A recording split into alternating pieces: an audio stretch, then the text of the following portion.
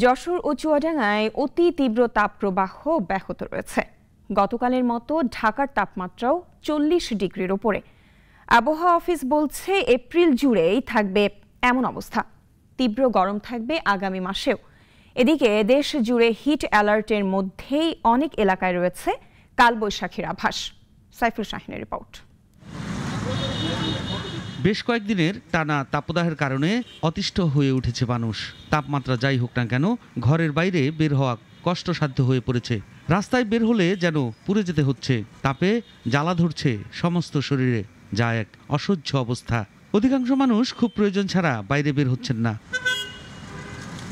প্রখর রোদ আর তীব্র গরমে মানুষ স্বস্তি খোঁজার চেষ্টা করছে ফুটপাতের শরবতে।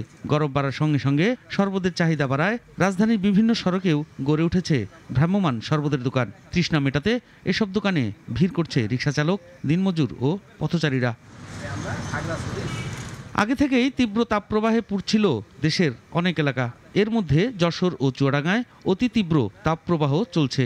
যশোরে টানা দ্বিতীয় দিনের মতো দেশের সর্বোচ্চ তাপমাত্রা 42.6 ডিগ্রি সেলসিয়াস, চুয়াডাঙ্গায় 42.4। গতকালকে দেখেন যে সর্বোচ্চ তাপমাত্রা যে রেকর্ড করা হয়েছে বাংলাদেশে, সেটা ছিল যশোরে 42.6 ডিগ্রি সেলসিয়াস। পাশাপাশি যশোর, চুয়াডাঙ্গা এবং পাবনা জেলার উপর দিয়ে অতি তীব্র তাপপ্রবাহ প্রবাহিত হচ্ছে। রাজধানী ঢাকাতেও তীব্র তাপপ্রবাহ, তাপমাত্রা 40.4 ডিগ্রি সেলসিয়াস। এই যে তাপমাত্রা এখান থেকে কিছুটা হয়তো কমে গিয়ে 24-25 তারিখের দিকে সেই তীব্র থেকে মাঝারিতে নেমে আসতে পারে, কিন্তু এরপর আবার বৃদ্ধি পেয়ে সেটা আবার তীব্র তাপপ্রবাহ শুরু হতে পারে। এপ্রিল বাংলাদেশের উষ্ণতম মাস। এ মাসে গরমের পাশাপাশি কালবৈশাখীর দাপট থাকে বেশি। সারা দেশে জারি রয়েছে হিট অ্যালার্ট। এর মধ্যেই রয়েছে ঝড়ের আভাস। নদীবন্দরে জারি করা হয়েছে সতর্কতা। সাইফুল শাহিন, নাগরিক, ঢাকা।